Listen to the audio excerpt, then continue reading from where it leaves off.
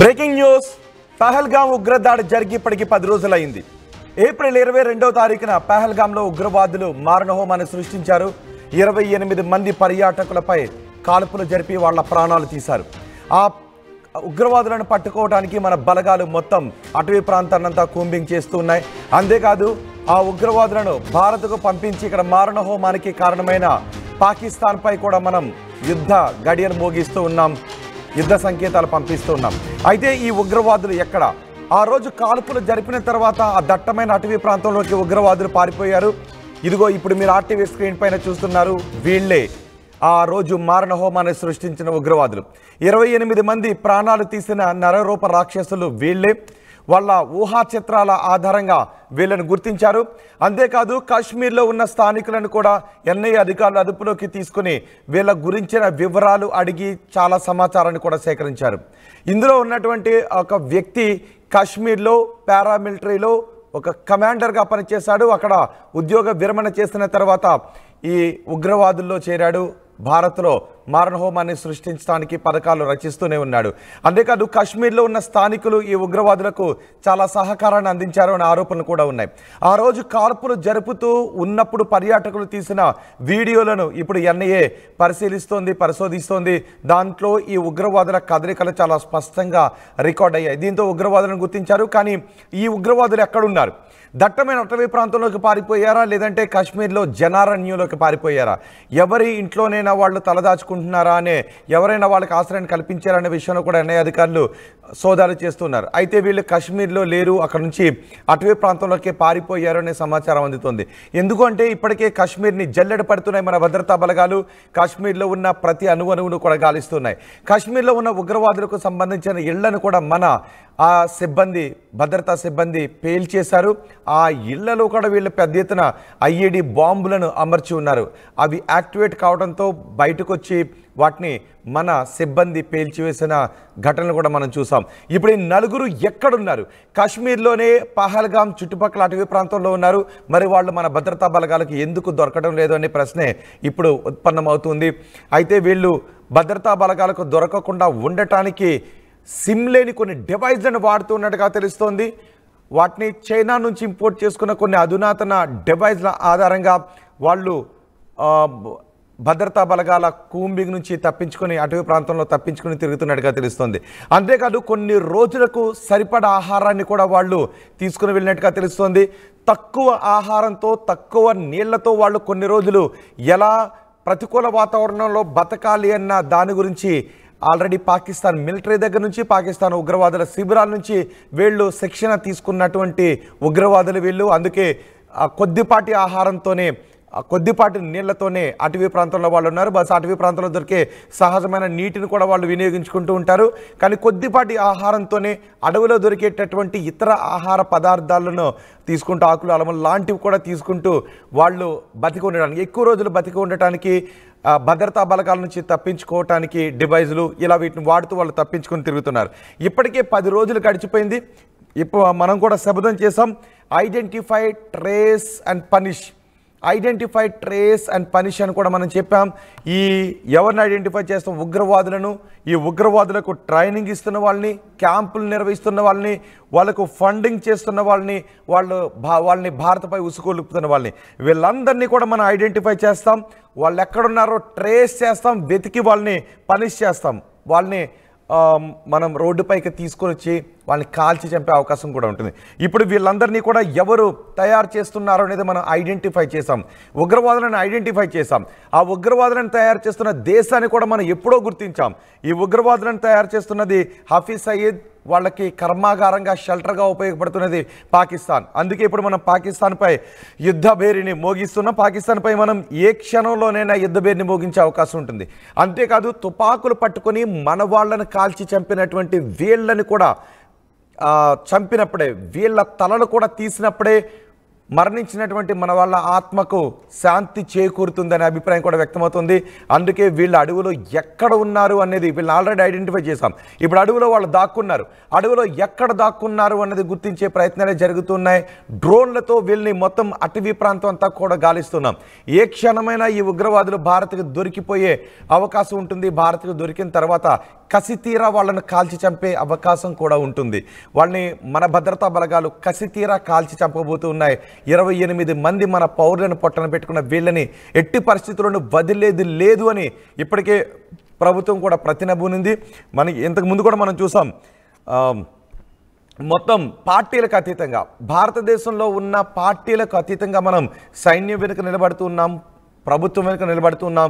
పాకిస్తాన్ పైన, పాకిస్తాన్ పెంచి పోషించిన ఉగ్రవాదులపైన, వాళ్ళ శిబిరాలపైన ఎటువంటి చర్యలు తీసుకున్నా సపోర్ట్ చేస్తాము అని. అందుకే ఇప్పుడు పాకిస్తాన్పై ఎటువంటి చర్యలు తీసుకుంటున్నామనేది ఆల్రెడీ సరిహద్దులో యుద్ధ మేఘాలు మనకి కమ్ముకునే ఉన్నాయి.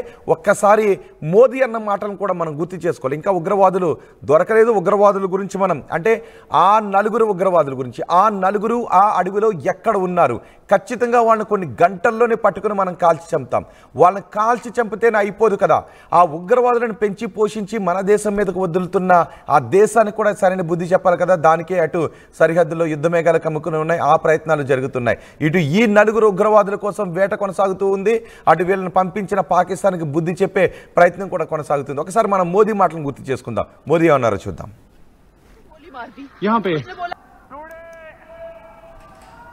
From the soil of Bihar,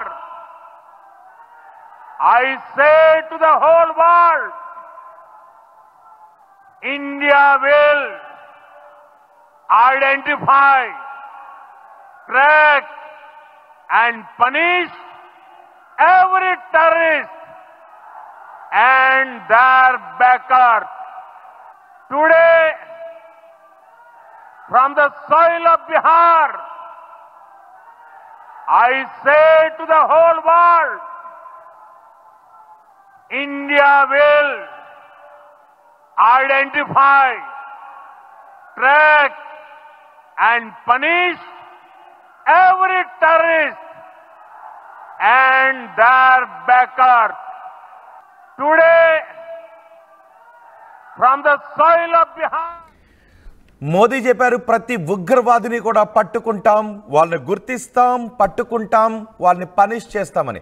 కేవలం ఉగ్రవాదులను మాత్రమే కాదు, ఉగ్రవాదులను పెంచి పోషిస్తున్న దేశాలను కూడా. అందుకే ఇప్పుడు పాకిస్తాన్ భయపడుతుంది. పాకిస్తాన్పై ఏ క్షణమైనా మన యుద్ధ విమానాలు వాళ్ళపై దాడి చేసే అవకాశం ఉంది. మరి ఈ నలుగురు కోసం గాలిస్తున్నారు. ఈ నలుగురిని ఖచ్చితంగా కొన్ని గంటల్లోనే పట్టుకునే అవకాశం ఉంది.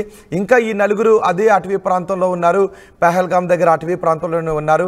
ఆ అటవీ ప్రాంతంలోనే మన భద్రతా బలగాలకు, కూంబింగ్ చేస్తున్న భద్రతా బలగాలకు దొరకకుండా తిరుగుతున్నారు. దానికి వాళ్ళు అధునాతన డివైజెస్ను వాడుతున్నారు. అందులో సెమ్ములు ఉండవు, కానీ వాళ్ళకి రూట్ మ్యాప్ మాత్రం కనిపిస్తుంది, నావిగేషన్ వ్యవస్థ అందులో ఉంటుంది అని చెప్తున్నారు. తక్కువ ఆహారంతో ఎక్కువ రోజులు బతికే విధంగా ఈ ఉగ్రవాదులు పాకిస్తాన్ సైన్యం దగ్గర, పాకిస్తాన్ ఉగ్రవాద శిబిరాల్లోనూ ట్రైనింగ్ తీసుకున్నారు. కాబట్టి వీళ్ళు తక్కువ ఆహారం తీసుకుంటూ ఇన్ని రోజులు బతకగలుగుతున్నారు. అటవీ ప్రాంతంలో తప్పించుకుని వెళ్ళిపోతున్నారు. ఒకవేళ పాకిస్తాన్లోనే ఎవరి నివాసంలోనైనా ఉన్నట్లయితే ఖచ్చితంగా వాళ్ళు గుర్తించే అవకాశం ఉంటుంది. కాబట్టి వీళ్ళు కశ్మీర్లో లేరు, వీళ్ళు కశ్మీర్లో కాకుండా అటవీ ప్రాంతంలోనే తిరుగుతున్నారు. ఒకసారి ఆ రోజు ఘటన జరిగిన రోజు, మారణ హోమం జరిగిన రోజు, ఎందుకు ఈరోజు మొత్తం యావత్ భారత జాతి రగిలిపోతుంది అంటే ఆ మారణ హోమం జరిగిన దృశ్యాలు ప్రతి భారతీయుని కూడా కదిలించేశాయి, కలిచివేశాయి. ఒకసారి ఆ రోజు మారణ హోమం జరిగిన తర్వాత నేవీ ఆఫీసర్ భార్య మాట్లాడిన మాటలను కూడా ఒకసారి చూద్దాం.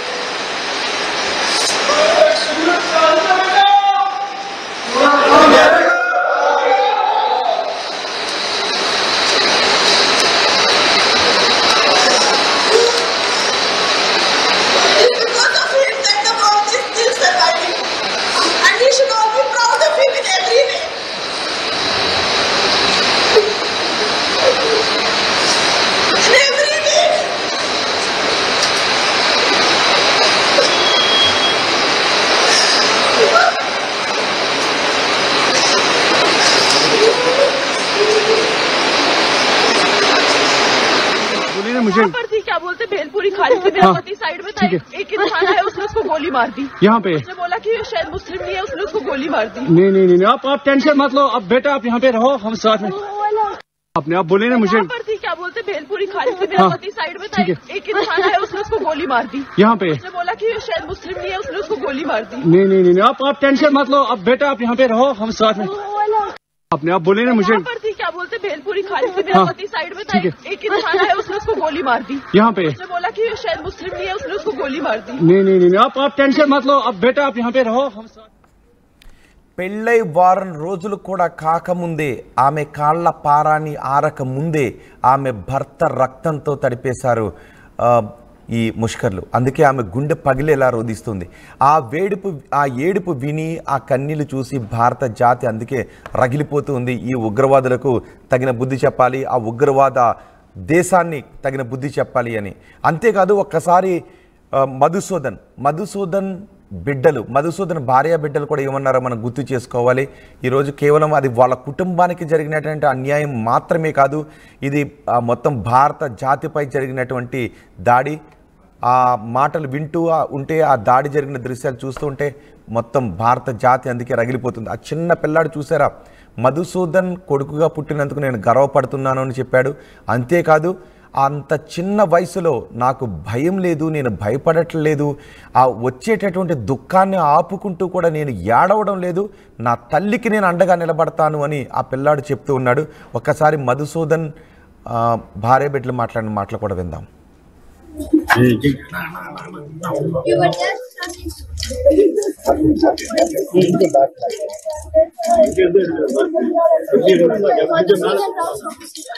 I am proud son of Madhusudan Rao. I'll never leave you alone. You're always there. You're always there.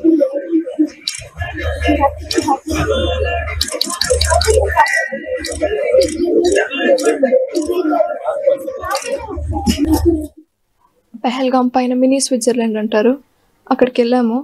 వెళ్ళిన తర్వాత మేమందరం ఒక 3 ఫ్యామిలీస్ కలిసి వెళ్ళాం, 10 మెంబర్స్ టోటలీ. అక్కడ కూర్చొని లంచ్ చేస్తున్నాము. హార్సెస్ ఎక్కి పైకి వెళ్ళాలి, you can't go by other means, only horses. పైకి వెళ్ళిన తర్వాత లంచ్ చేసుకొని ఓన్లీ 15 మినిట్సే అలౌడ్, అక్కడ ఎక్కువసేపు ఉండకూడదు. తినేసిన తర్వాత మేమందరం అక్కడే ఉన్నాము. My brother and other friends వాళ్ళు జిప్ లైన్ రైడ్ ఉంటుంది, సో వాళ్ళు దూరం వెళ్ళిపోయారు, తినేసి అటు వెళ్ళిపోయారు. My mom and my dad వాళ్ళు తినేసి ఫోటో తీసుకుందామని మేము ముగ్గురము, నేను మా అమ్మ నాన్న ముగ్గురం లేచి పక్కకి వెళ్ళాము. కొంచెమే 20 feet ఎంతో అంతే దూరం వెళ్ళాము. వెళ్ళి ఎందుకో మా అమ్మ నన్ను, ముగ్గురం వెళ్ళాం కదా, ముగ్గురం వచ్చేసాం, వాళ్ళకి చెప్పలేదు, నువ్వు వెళ్ళి చెప్పేసిరా అంకుల్ వాళ్ళకి మనం ఇట్లా వచ్చామని అంటే, నేను సరే అని వెనక్కి వచ్చాను. వచ్చిన తర్వాత when I was walking back I heard shots. First shot ఎవరేం రియాక్ట్ అవ్వలేదు, సెకండ్ షాట్కి అందరూ పరిగెత్తుకుంటూ వెళ్ళిపోయి నేను వెళ్ళిపోయి అక్కడ తినిన చోట టేబుల్ కింద దాంకుని. మా మమ్మీ ఏం చెప్పిందంటే వాళ్ళు ఆర్మీ లాగా వెస్ట్ వేసుకొని గన్ పెట్టుకొని ఉన్నారని. లోపలికి వెళ్ళిపోయాము మేము, అమ్మ నాన్న అక్కడే ఉన్నారు, బికాజ్ నేను పరిగెత్తాను కదా, నేను వెళ్ళాను, టేబుల్ కింద దాంకున్నాం.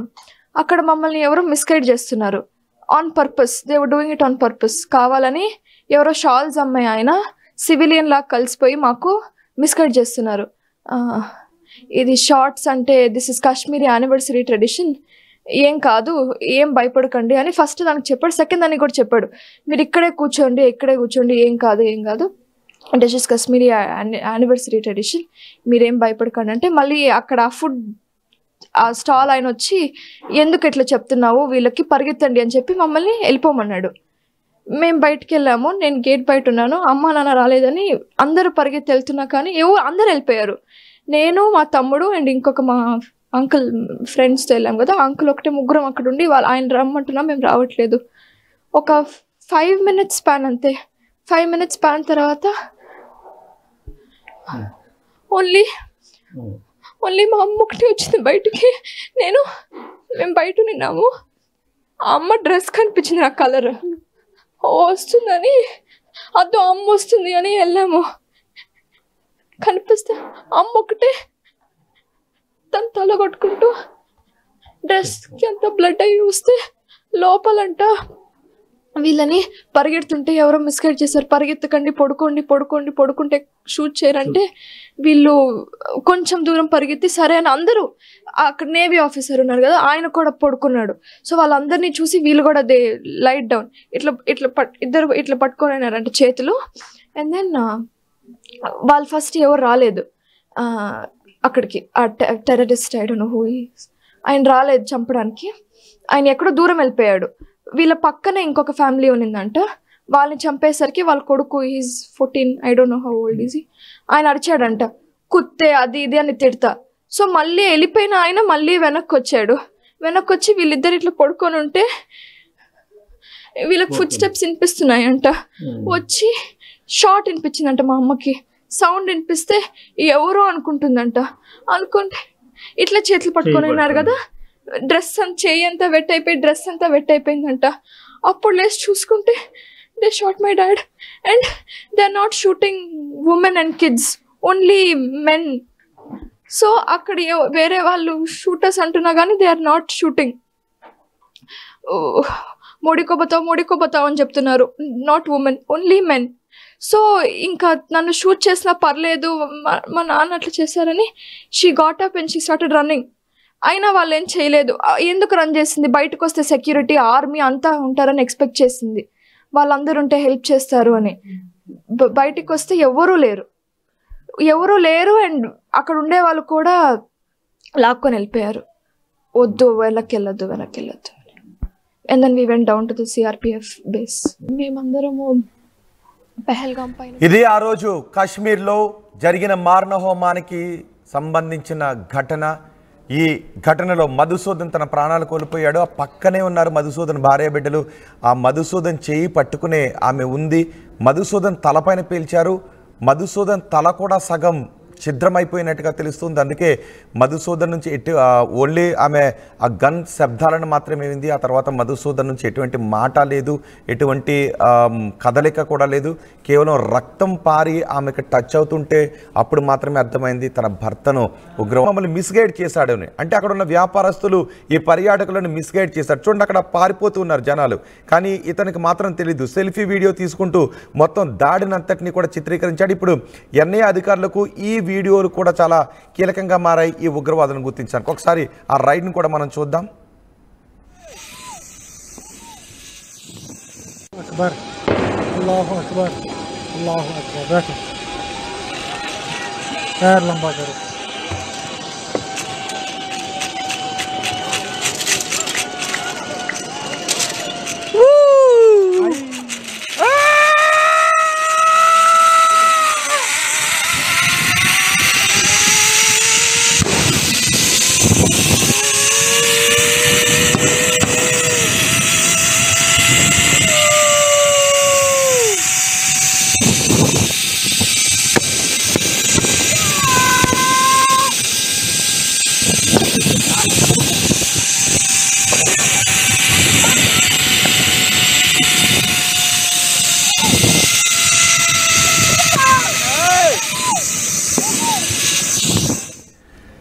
ఆ రోజు మారణ హోమానికి సంబంధించిన వీడియో ఆ టూరిస్ట్ తీసుకుంటున్న సెల్ఫీ వీడియోలో రికార్డ్ అయింది.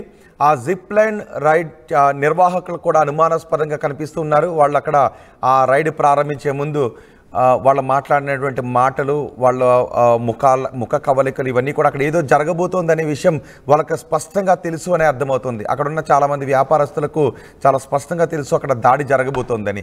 ఆ మారణ హోమాన్ని సృష్టించిన తర్వాత ఆ ఉగ్రవాదులు అదిగో మీరు చూస్తున్నారు కదా, ఆ కనిపిస్తున్న ఆ అటవీ ప్రాంతంలోకే, వాళ్ళ వెనుక కనిపిస్తున్న అటవీ ప్రాంతంలోకి పారిపోయారు.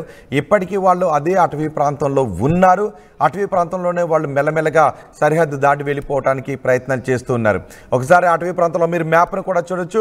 ఆ మ్యాప్లో మీకు కనిపిస్తున్నది అక్కడ ఒక గ్రౌండ్ కనిపిస్తుంది కదా, ఆ గ్రౌండ్ కనిపిస్తున్న చోటే మొత్తం మారణ హోమం అంతా కూడా చోటు చేసుకుంది.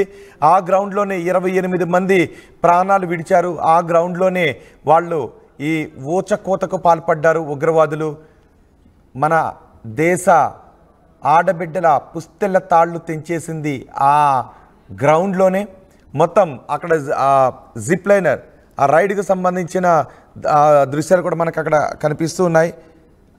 అడ్వెంచర్ జిప్ లైన్ అడ్వెంచర్ అంటూ మనకు అక్కడ కనిపిస్తోంది. ఆ రైడ్ స్టార్ట్ అయ్యే ప్రదేశం మీకు లెఫ్ట్ సైడ్లో గ్రీన్ కలర్లో కనిపిస్తున్నదే జిప్ లైన్ రైడ్కి సంబంధించిన రోప్ అక్కడ నుంచే స్టార్ట్ అవుతుంది. ఆ అటవీ ప్రాంతం ఇప్పుడు మీరు ఆర్టీవీ స్క్రీన్ పైన చూస్తున్న ఈ మ్యాప్లో మీరు చూస్తున్న విధంగానే ఉంది. ఈ అటవీ ప్రాంతంలోకి వాళ్ళు పారిపోయారు. ఈ అటవీ ప్రాంతంలో నక్కి వాళ్ళు పారిపోతున్నారు. మొత్తం అటవీ ప్రాంతాన్ని మన సిబ్బంది డ్రోన్లతో వెతుకుతూ ఉన్నారు. మన భద్రతా బలగాలు మొత్తం అటవీ ప్రాంతాన్ని డ్రోన్లతో వెతుకుతూ ఉన్నారు. ఏ క్షణమైనా ఈ ఉగ్రవాదులను పట్టుకునే అవకాశం ఉంది. ఏ క్షణమైనా ఈ ఉగ్రవాదులను భారతదేశానికి పంపించి కాశ్మీర్కి పంపించి చల్లటి కాశ్మీర్లో ఈ నెత్తుటి మారణహోమాన్ని సృష్టించిన ఈ ఉగ్రవాదులను పట్టుకోవటం, ఈ నలుగురిని పట్టుకుని మట్టు పెట్టడం, వాళ్ళ దగ్గర ఉన్నటువంటి ఆయుధాలు కూడా అధునాతన ఆయుధాలు, అవి పాకిస్తాన్ దగ్గర ఉన్నటువంటి ఆయుధాలు, ఈ ఉగ్రవాదులు వాడినటువంటి ఆయుధాలు కూడా ఒక్కటే అని తేలుతుందని చెప్తున్నారు. అందుకే ఈ ఉగ్రవాదులు ఇప్పుడు మీరు లెఫ్ట్ సైడ్ స్క్రీన్ పైన మొదటి బాక్స్లో చూస్తున్న ఆ అటవీ ప్రాంతంలో ఎక్కడ నక్కినా కూడా వాళ్ళని పట్టుకుని కాల్చి చంపే అవకాశం ఉంది. ఐడెంటిఫై, ట్రేస్ అండ్ పనిష్ అని ఇప్పటికే మనం ఆ నినాదంతో ముందుకు వెళ్ళారు. భద్రతా బలగాలు మొత్తం అటవీ ప్రాంతాన్ని ఇప్పుడు మీరు మొదటి బాక్స్లో చూస్తున్న మొత్తం అటవీ ప్రాంతాన్ని, అది లోయలతో కూడి ఉంటుంది, మంచు పర్వతాలతో కూడి ఉంటుంది, అది దట్టమైన అటవీ ప్రాంతం. కానీ వీళ్ళు మాత్రం కొన్ని రోజుల పాటు వాళ్ళ దగ్గర ఆహారం లేకపోయినా వాళ్ళు తక్కువ ఆహారాన్ని తీసుకుంటూ, లేదంటే ఆ అటవీ ప్రాంతంలో లభ్యమయ్యే ఇతర ఆహారాన్ని తీసుకుంటూ వాళ్ళు బతకటానికి కావాల్సిన శిక్షణ పొందిన కరడు కట్టిన నరరూప రాక్షసులే ఈ ఉగ్రవాదులు. ఇప్పుడు ఈ అటవీ ప్రాంతాన్ని మొత్తం జల్లెడ పడుతున్నారు, నలువైపులా జల్లెడ పడుతున్నారు. 360 డిగ్రీస్లో ఇప్పుడు మీరు చూస్తున్న ఈ అటవీ ప్రాంతాన్ని మన దళాలు జల్లెడ పడుతున్నారు. ఏ క్షణంలోనైనా వీళ్ళని మట్టు పెట్టే అవకాశం ఉంది. కానీ ఇప్పటికే 10 రోజులు గడిచిపోయింది. వీళ్ళు ఎక్కడున్నారు, ఎందుకు పట్టుకోలేకపోతున్నారు అనే అనుమానాలు వ్యక్తమవుతున్నాయి. వీళ్ళు అధునాతన సాంకేతిక పరిజ్ఞానాన్ని వాడుతున్నారు. చైనా నుంచి దిగుమతి చేసుకున్న కొన్ని డివైజ్లను కూడా వీళ్ళు వాడుతూ ఉన్నట్టుగా తెలుస్తోంది. అందుకే కూంబింగ్ దళాలను మార్చుతూ వాళ్ళు తప్పించుకొని తిరుగుతున్నారు. కానీ ఏ క్షణమైనా వీళ్ళు మన ఉగ్రవాదుల చేతికి దొరికే అవకాశం ఉంది. వీళ్ళ శవాలను మనం చూసే అవకాశం కూడా ఉంది. తలలు తెగిన వీళ్ళని, తోటాలు దిగిన వీళ్ళని మనం త్వరలో చూడబోయే అవకాశం కూడా ఉంది. అంతేకాదు వీళ్ళని భారతదేశానికి పంపించిన పాకిస్తాన్ కూడా మరికొన్ని గంటల్లోనే మనం కోలుకోలేని దెబ్బ కూడా కొట్టబోతున్నాం. ఇప్పటికే సరిహద్దుల్లో భారత్ అన్ని చర్యలు తీసుకుని ఉంది. పాకిస్తాన్ కూడా క్లారిటీ ఉంది. మరికొన్ని గంటల్లో అది ఎప్పుడైనా కావచ్చు. మొన్న మనం చూసాం 24 గంటలు 36 గంటలు అంటూ వాళ్ళు మాట్లాడుతూ వచ్చారు. కానీ భారతదేశం మాత్రం, మనం మాత్రం పాకిస్తాన్ని ఊహించని రీతిలో, వాళ్ళు ఊహించని సమయంలో దెబ్బ కొట్టబోతున్నాం అనేది క్లారిటీ. అందుకే వాళ్ళు కూడా యుద్ధ విమానాలను సరిహద్దు వెంబడి మోహరించి ఉన్నారు. మనం కూడా ఎలక్ట్రానిక్ వార్ఫేర్ వ్యవస్థని, యుద్ధ విమానాన్ని మొత్తం సరిహద్దులో మోహరించున్నాం. యుద్ధ సన్నద్ధతతో ఉన్నాం. ఏ క్షణమైనా పాకిస్తాన్కి బుద్ధి చెప్పినటువంటి ఒక శుభవార్తను మనం వినే అవకాశం కూడా ఉంది. ఇప్పుడు ఈ ఉగ్రవాదులను ఎలా మట్టుబెట్టాలని మీరు అనుకుంటున్నారు? మీ అభిప్రాయాన్ని కమెంట్ బాక్స్లో తెలియచేయండి.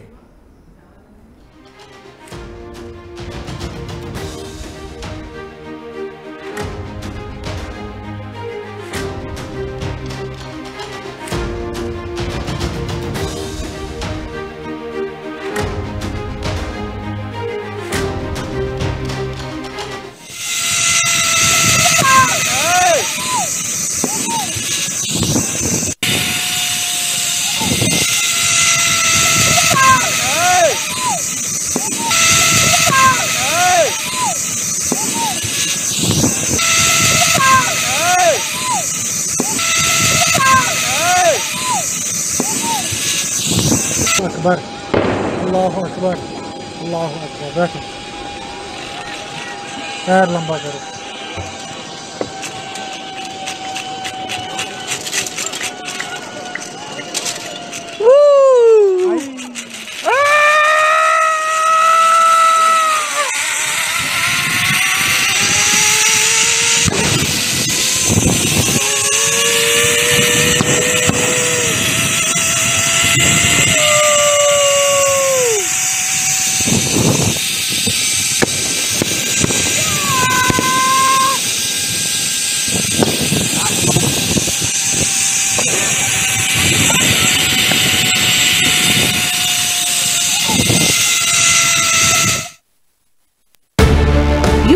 సిఎస్సి 2024 ఫలితాల్లో 16కు పైగా ర్యాంకులు సాధించి ప్రభంజనం సృష్టించిన విష్ణు ఐఏఎస్ అకాడమీ విద్యార్థులు